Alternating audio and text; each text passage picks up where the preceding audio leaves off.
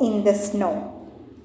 Snow leopards live high in the mountains of Asia.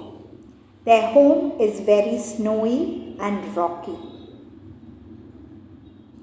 The long, thick fur keeps the snow leopards warm right down to its fluffy paws.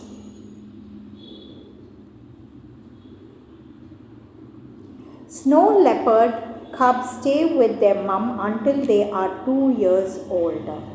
A snow leopard's fur blends in with the snow and rocks. It hides and waits. Then it makes a mighty leap, catching its prey with its powerful paws. They hunt ibex, mountain sheep, and deer. Snow leopards hiss, growl, and purr.